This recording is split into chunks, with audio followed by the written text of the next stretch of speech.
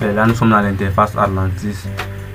J'ai importé juste un projet. Bon, c'est pas le projet qui est important, mais c'est la présentation de l'interface et l'explication de Atlantis Batch et Atlantis Ninja Convert.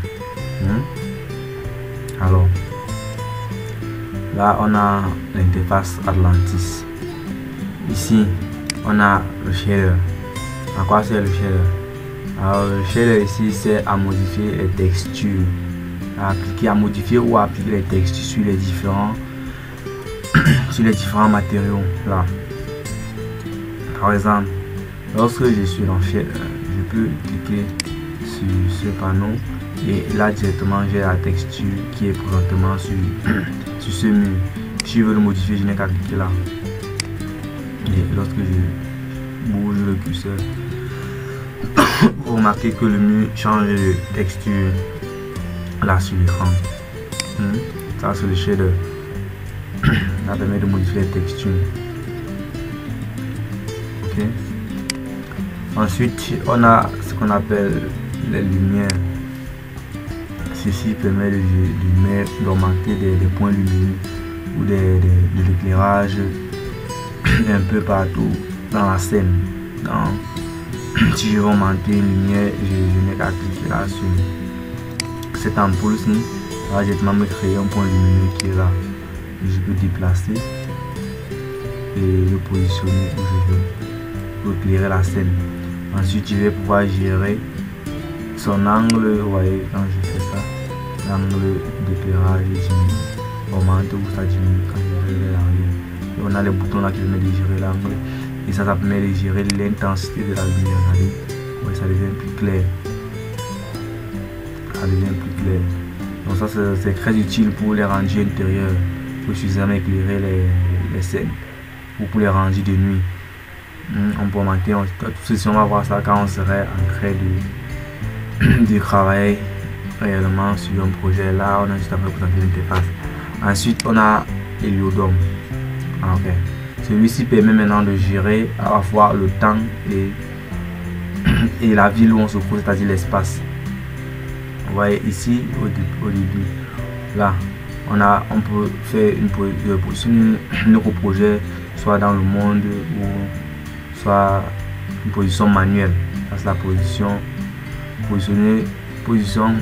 selon le monde, quoi, selon le globe.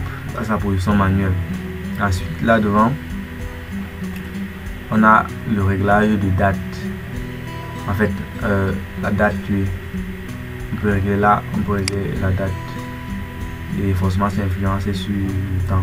Là en bas on peut régler si on veut faire un rendu par exemple à 6 h ou à 7 h, vous voyez, on règle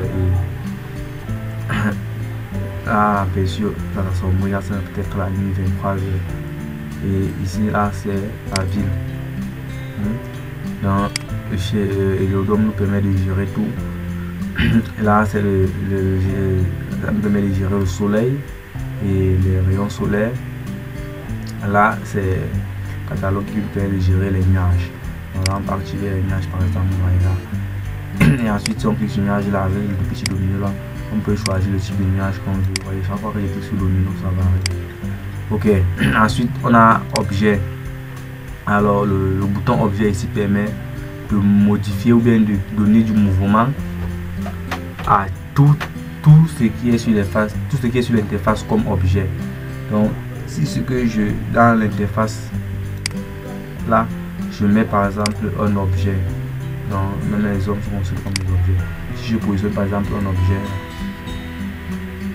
pour pouvoir agir sur cet objet je dois me positionner sur ce bouton sur objet. Vous voyez là, quand je me positionne exactement, c'est l'aperçu de la personne qui est en sélection. Ensuite donc, nous pouvons augmenter la hauteur de la personne. Si vous regardez bien sur l'aperçu, lorsqu'on clique ça augmente sa hauteur. Nous pouvons aussi diminuer la hauteur de notre personnage. Donc sur tous les objets, pour pouvoir manipuler les objets, nous allons nous positionner à chaque fois sur l'onglet objet. Ensuite maintenant nous avons perspective. Vous voyez, alors lorsque nous avons fait tous ces réglages, tous les paramétrages, nous venons sur perspective pour pouvoir sortir les différents rendus. C'est dans ce positionnement sur perspective là qu'on peut sortir nos rendus. Lorsque nous posons une perspective, je peux d'abord paramétrer le sol parce que vous voyez là le fond, il y a un fond noir derrière là. Donc on peut activer le sol et ensuite on affecte un matériau sur le sol. Donc ici on va parler en détail, on va aller juste en grosso modo, c'est après que on va mieux expliquer le logiciel. Donc en fait perspective ici nous permet de sortir les rendus. Lorsque nous sommes en perspective, on a directement un aperçu là. Ici on clique là sur la petite caméra là, on aurait directement le rendu vidéo, le rendu photo pardon. Et ensuite on a un petit triangle là qui permet de déplier. Donc c'est une bande dépliable. Vous voyez, on a perspective, on a vue parallèle, on a panorama, on a VRD, on a animation. Donc c'est ici selon ce que vous voulez, vous pouvez positionner. Alors pour ceux qui vont rester scotchés, pour ceux qui vont s'abonner à ma chaîne, ils auront la chance et la grâce de voir comment tout ceci fonctionne bien détaillé dans des vidéos futures. Donc je vous conseille de vous abonner et de me suivre. Ok, alors ça c'était la présentation de l'interface. Bon, ici en bas on a les catalogues de matériaux. Là vous voyez on a le catalogue de matériaux, là sur les enduits. Et là on a le naturel quoi, on a l'eau, on a le sol, les différents sols. Là sur les accessoires de l'intérieur, les chaises, les armoires, les bidets là. Donc là c'est où, là c'est la bibliothèque en fait de Atlantis là, et c'est pas une bibliothèque qui est complète. Vous voyez là on a quelques personnages, par exemple là on a une voiture, là on a presque pas de bâtiment. Donc il est donc nécessaire de compléter cette bibliothèque, d'où le deuxième point de notre tutoriel, Atlantis Media Convert.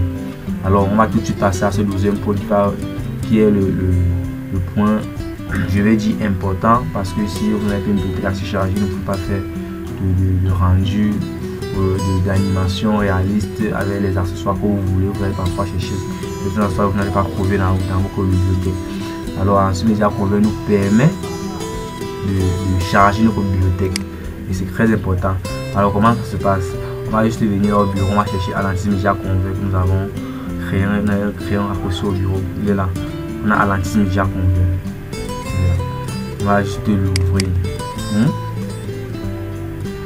Ok, on va ouvrir. Ok, voilà, ça va la présentation de Atlantis Media Convert.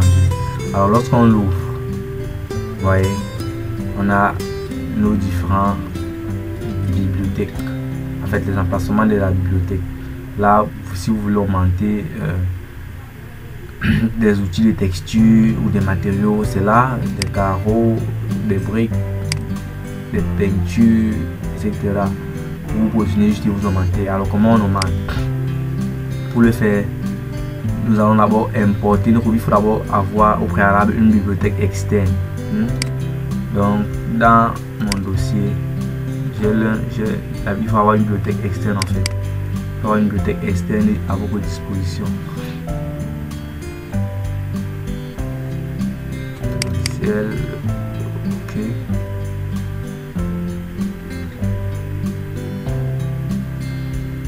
Biblo. Ok. Bon là j'ai la bibliothèque Atlantis. Ouais. Donc il faut avoir cette bibliothèque-ci à votre disposition au préalable. Alors lorsque vous avez cette bibliothèque, donc pour ceux qui ne l'ont pas et qui veulent l'avoir, laissez-moi des commentaires, écrivez-moi ou essayez de me chercher, je vais vous envoyer, je vais vous transmettre cette bibliothèque gratuitement. Ok, alors lorsque vous avez cette bibliothèque, vous allez venir là sur le petit plus, vous allez cliquer, ensuite vous aurez un aperçu de votre PC qui va vous permettre d'aller chercher directement ce dossier là dans votre PC. Alors pour moi c'était dans disque A. Je vais dans logiciel, ensuite je cherche biblio. Dans biblio maintenant j'ai Atlantis. Alors ce que je vais faire, je vais importer tout le dossier biblio. Vous voyez, bon moi c'est mieux que j'importe un, mais vous pouvez importer tout le dossier ici. Je vais prendre biblio, Atlantis K. Ok, je vais prendre ceci. Je l'importe. Lorsque vous l'importez, vous l'avez là. Vous voyez, vous pouvez juste déplier et là vous avez, vous voyez, les personnages. Donc comme on n'avait pas assez de personnages, comment on fait pour compléter?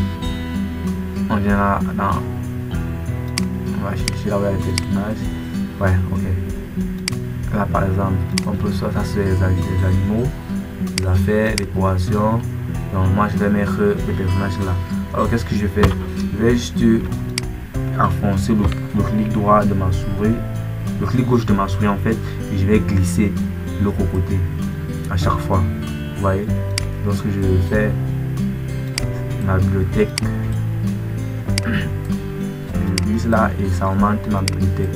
Ok, lorsque j'ai fait toutes ces transactions, je quitte de la gauche vers la droite, je vais tout simplement appuyer là sur convertir et ensuite ça va convertir ces éléments là en bibliothèque Atlantis. Donc si je reviens directement là dans Atlantis et que je repars là des personnages là, vous voyez, c'est déjà là, ils sont déjà là. Ceux dont les personnages dont je viens de convertir en bibliothèque Atlantis. Je peux là directement les exploiter. Un peu ça, je vais mettre même les personnages sur tapis, vous voyez, les personnages et là. Ok, c'est le même principe pour tout autre matériau, par exemple les arbres. Je vais faire encore un petit. Pour les arbres, je vais venir en arbre et je vais juste glisser comme ça. Ok, je vais m'arrêter là et ensuite je clique sur convertir. Très simple. Et ensuite si je m'en vais dans Atlantis, je pars dans arbre, vous voyez, les arbres, je viens de convertir. Ok, ça c'était Atlantis Media Converter, très important pour Atlantis. Ensuite, nous avons le troisième pro qui est Atlantis Badge. Ok. Alors, celui-ci est aussi très important et très primordial.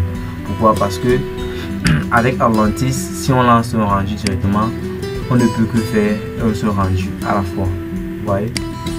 On ne peut que faire un seul rendu à la fois. Donc, si je clique là, par exemple, et je clique sur rendu, je mets OK. Le rendu va débuter et ça va m'empêcher de travailler directement, de continuer mon projet en fait. Je serai obligé d'attendre que le rendu finisse avant de continuer mon projet. Or avec Atlantis Media, avec Atlantis Badge,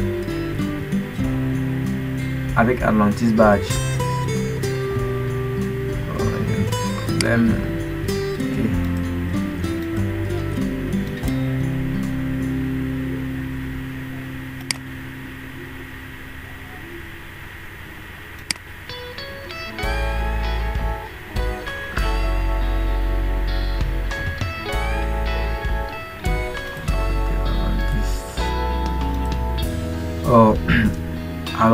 Alors avec Atlantis Badge, lorsque nous avons des rendus à réaliser, lorsque nous travaillons sur Atlantis Studio, nous finissons le travail. À chaque fois que nous voulons faire un rendu, nous ne le faisons pas directement.